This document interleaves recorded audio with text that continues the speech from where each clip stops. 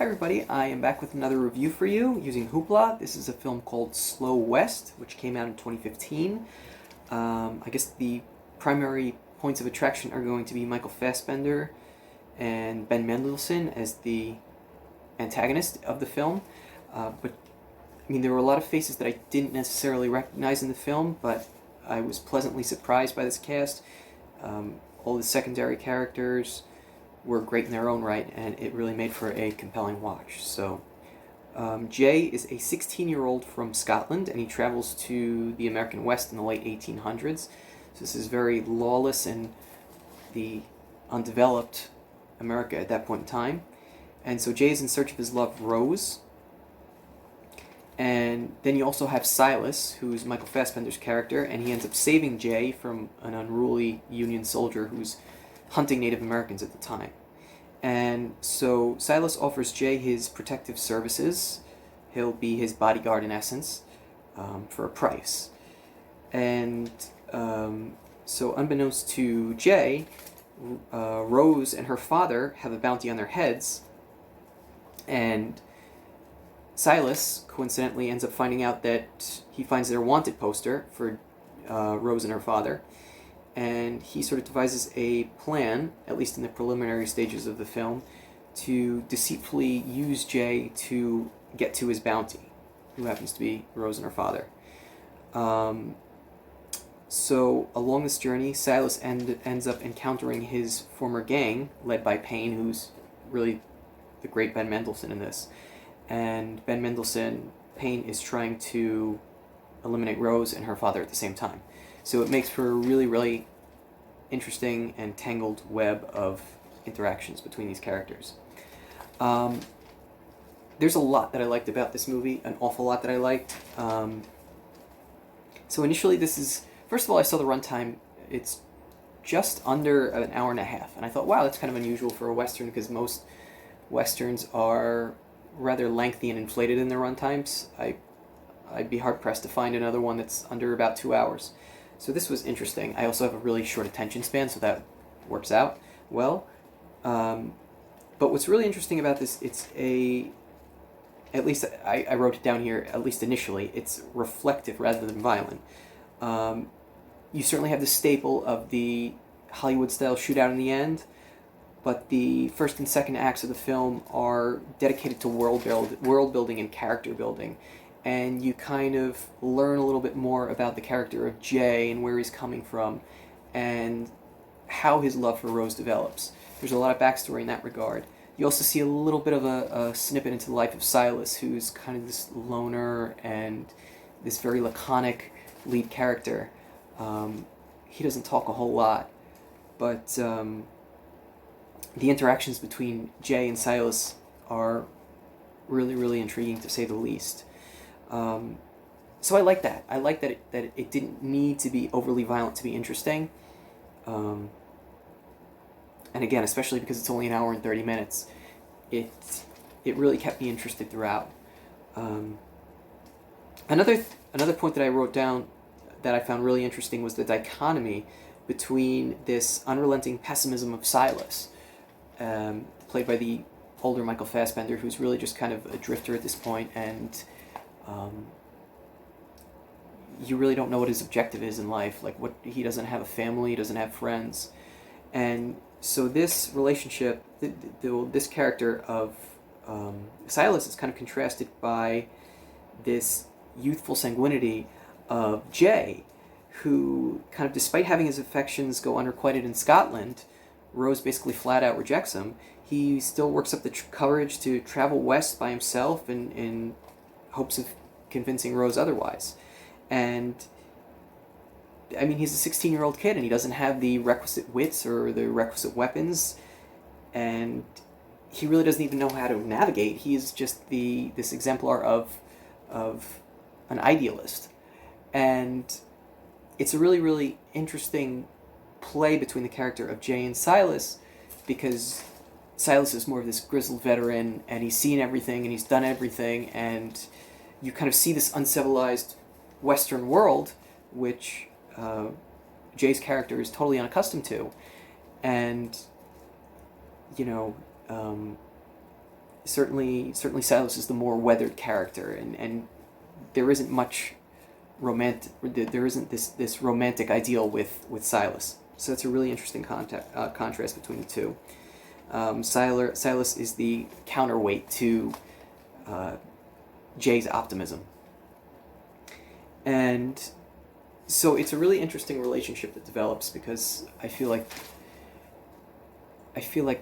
with much of the films that I've reviewed, there's this epiphany, there's this realization, and there certainly is one here where Silas kind of realizes that he's not so much just in it for the money. He's not so much just in it for the bounty. He actually grows to become quite fond of Jay, and it is interesting to see how their relationship kind of buds.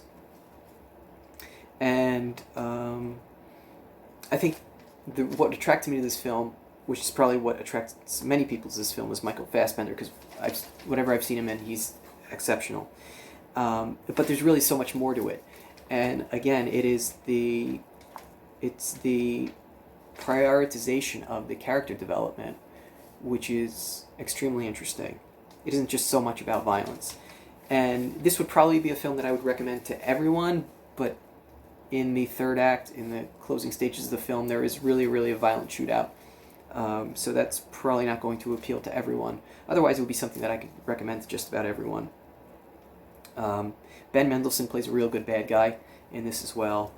And I have to say that I never know what to say about endings to films, because I try not to spoil it, and I try to intimate certain details, but then I'm afraid that I'm still spoiling it. I did not see the ending coming whatsoever. And again, I don't know what to say without spoiling the film. I was extremely caught off guard, because it was just not the way that I anticipated the film ending. And I really liked the ending, and I really respected that it was kind of a daring... It was a daring decision that was made by the writer, who was also served as director of the film. So it caught me off guard, and I really liked it. And it's a great Western. It is a beautiful, beautiful looking Western, which was actually shot in New Zealand, from my understanding. But they do what I would assume was a very authentic representation of the West in the late 1800s. And this was kind of... You see these little snippets of the dawn of a modern type of civilization. There's certainly the aspect of the American colonization. You see Native Americans starting to be wiped out, unfortunately, in the film. And you also do kind of get a little glimmer of this new frontier, the settlers coming to these new frontiers to create these sprawling, vast cities. But on their travels, I mean, it's just, the scenery is absolutely beautiful, and again, it's very much a staple of the Westerns, is these panoramic vistas and these really long plains. So that's great. And then there's this really reflective, symphonic score that goes with it, which is absolutely great as well. And I kind of got a kick out of it. You don't know a whole lot about Rose until you really get to the third act, the closing act, and I guess it's really not so much a secret that she doesn't reciprocate Jay's affections, and I think that the end result, I have more admiration for Jay, for what he experienced, for going off into the world by himself without parents or anybody else, and his sole motivation was to track down Rose and to convince her that she was the one. So it was a great film. I really enjoyed it, and the reviews were strikingly positive as well.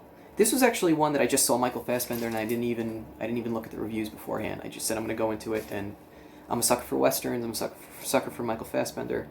And unfortunately, I'm forgetting the name of the protagonist, Jay, the actor that played him in real life. But he was really great in his own right. It's kind of a coming of age, type narrative, and you would expect the grizzled veteran of Silas to sort of break down this romantic notion of life that he has. But Silas learns pretty early on that Jay is pretty set in his ways, and his sole purpose is to find Rose and to convince her that he loves her, and he is just buoyant and optimistic, and he will not take no for an answer. And it is really interesting how all of these stories are interwoven. How you have Silas, who doesn't necessarily reveal his motives early on. He's using Jay for bait, essentially, to get him to Rose, to this bounty. And then, of course, like I had mentioned previously, you have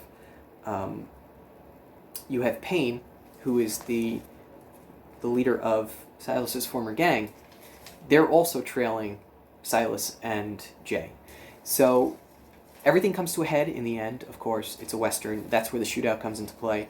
I'm not going to say how it ends, but it really... I had a preconception of how it was going to end. It was totally the other way around. And I would imagine if you were to watch this, you might also be surprised.